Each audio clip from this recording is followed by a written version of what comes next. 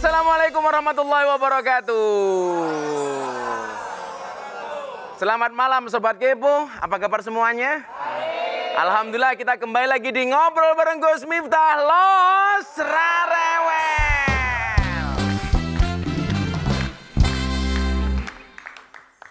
Kalau ngomongin soal garis hidup seseorang, tidak ada yang bisa menebaknya. Ada yang dulunya hidup susah, sekarang menjadi sukses dan bahagia. Ada juga yang dulunya hidup bercukupan, kini hidup pas-pasan. Maka saya sering mengatakan apa? Masa depan itu seperti sekumpulan tempe. Artinya apa? Tidak ada yang tahu. Ada yang dulunya susah, sekarang bahagia. Ada yang dulunya bahagia, sekarang susah. Kalau ini jelas. Dulunya susah, sekarang susah banget.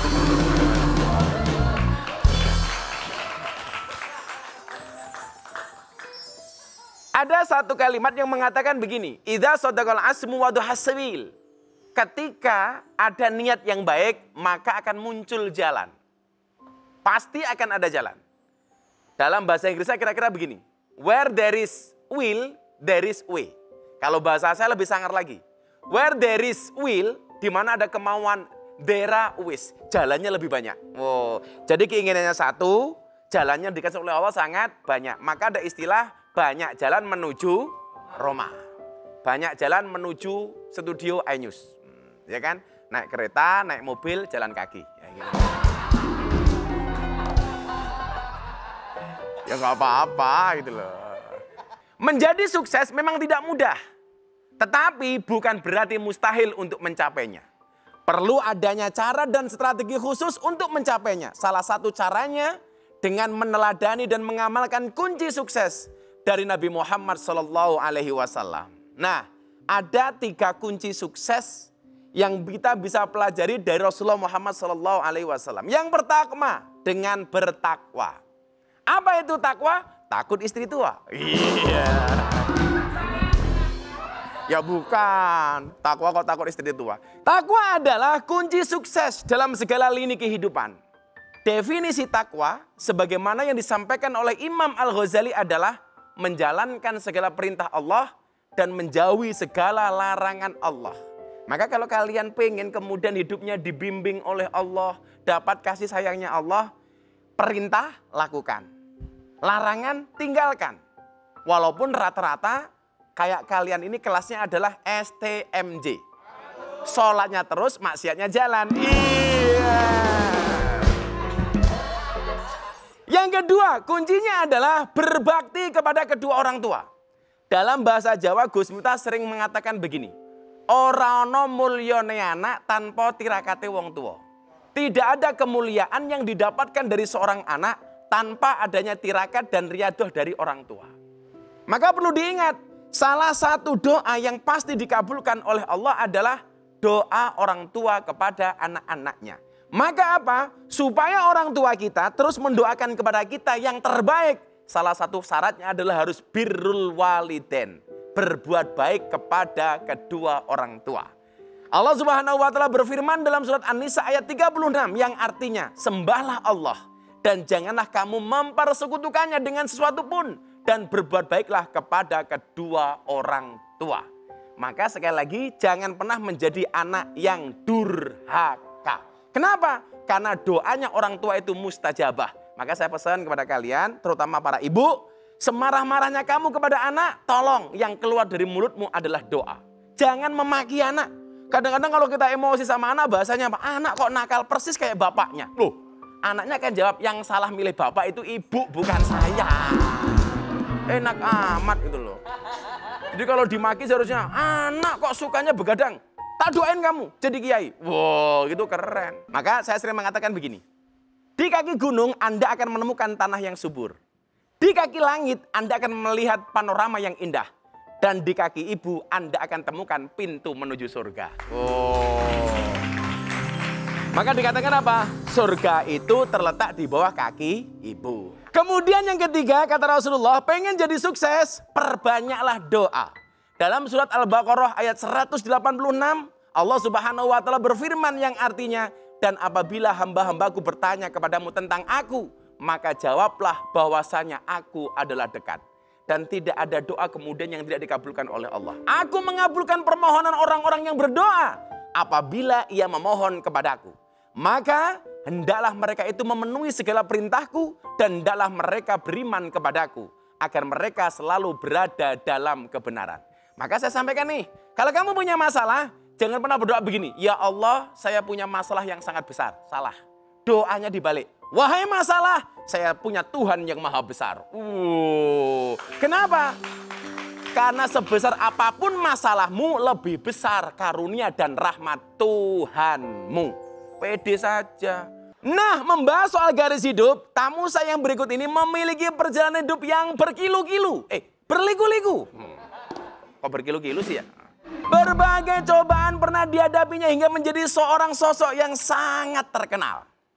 Siapakah dia? Langsung saja kita panggilkan Mbak Nunung.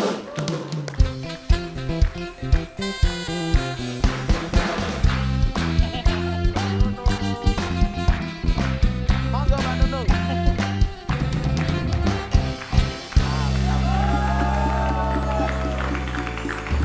Agak sini nggak apa-apa Mbak. Mana? Agak sini nggak apa-apa. Oke. Gus Miftah sampun jina. Gimana Mbak Nung kabarnya sehat? Alhamdulillah. Kok saya lihat di layar TV kok semakin subur ya? Rahasianya apa sih kok ayem banget gitu loh? Rahasianya apa? Ini suburnya karena kemarin di rehab itu di vitamin. Oh vitamin terus Mbak ya? Vitamin. Nah itu jadi. Oh sebenarnya nggak ada kata gemuk Mbak. Ada teori begini, 100 kg di bumi itu sama dengan 30 kg di Mars. Itu artinya Mbak Nunung nggak gemuk, hanya salah planet. Bisa aja. Saya punya VT nih, kompilasi Mbak Nunung tertawa sampai ngimpil-ngimpil. Coba kita lihat. Tadi begitu VT-nya keluar yang saya khawatirkan satu. Mbak Nunung lihat ngompol lagi di sini. Emang dari dulu kontraknya ngompol loh. Oh, kontraknya ngompol. Emang ngompol itu masuk dalam kontrak ya? Emang dari dulu Mbak kayak gitu itu? Saya ini memang satu keluarga, semua dari turunan dari ibu. Memang nggak bisa nahan ngompol ya. Di rumah aja kalau bercanda gitu, ibu saya gitu, kalau udah ketawa gitu, wah kencing-kencing udah nyampe kamar mandi udah habis. Keluarga sukanya ngompol. Satu keluarga. Baru keluarga. Ini loh ada ngompol berjamaah. Jadi dari ibu Gus, dari ibu. Kalau Mbak Nung dari umur berapa suka ngompol gitu kalau ketawa? Saya sebetulnya dari remaja. Oh enggak karena tua ya? Kan biasanya karena berumur kan, kolabnya susah gitu kan.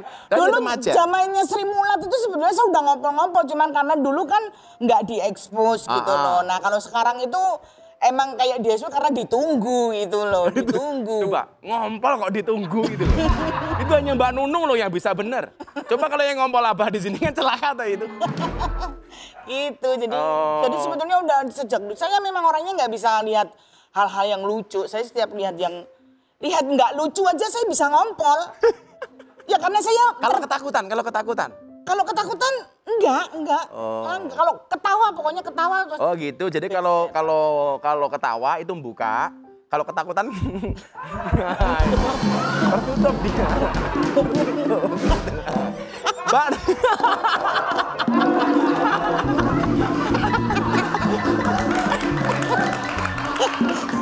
Jadi kalau ketertawa itu buka. Kalau ketakutan mengerat.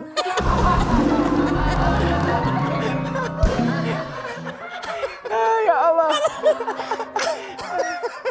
Seperti Sobat Kepo tahu, Mbak Nunung ini kan juga dikenal sebagai salah satu legenda pelawak Indonesia. Ya kan? Yang tergabung dalam grup Sri Mulat. Cerita awalnya gimana Mbak? Kok sampai dari sekian banyak pelawak, Mbak Nunung yang terpilih menjadi artis Sri Mulat? Ceritanya gimana? Kalau cerita itu panjang banget. Jadi dulu itu kan tante saya Mbak Juju almarhum. Mbak Juju.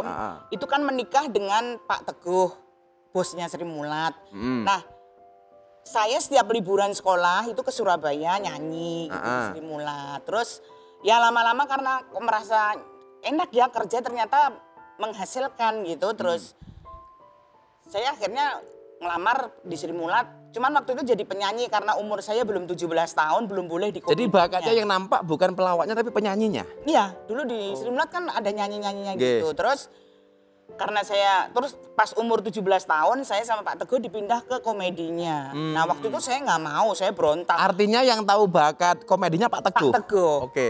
Saya bilang, karena saya nggak ngerti, saya nggak bisa ngelawak dan saya nggak mau. Ya udah kalau kamu nggak mau pulang aja ke Solo. Nah ini kan urusannya kan hidup. Jadi ya udah saya terpaksa harus apa yang disuruh sama bos ya saya mau. Akhirnya saya ikut komedi. Dan akhirnya bisa?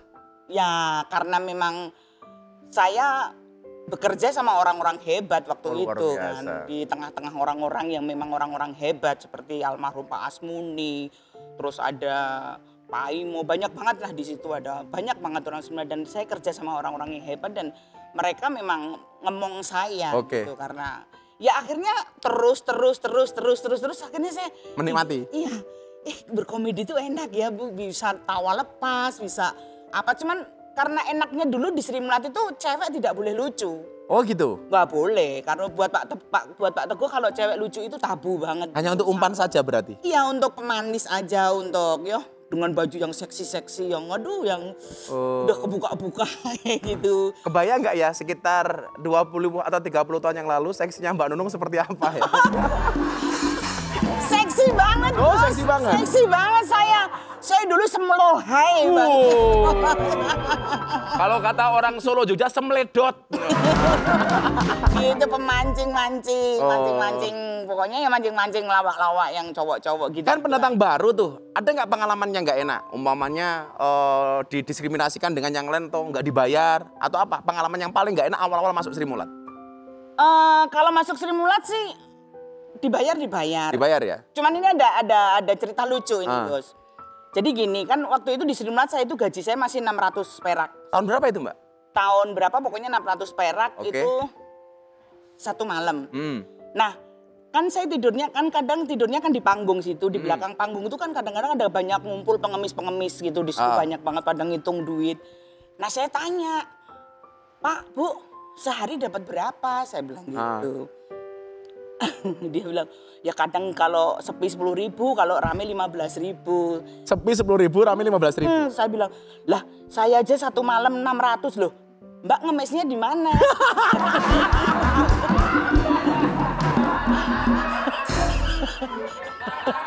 Dikira pengemis.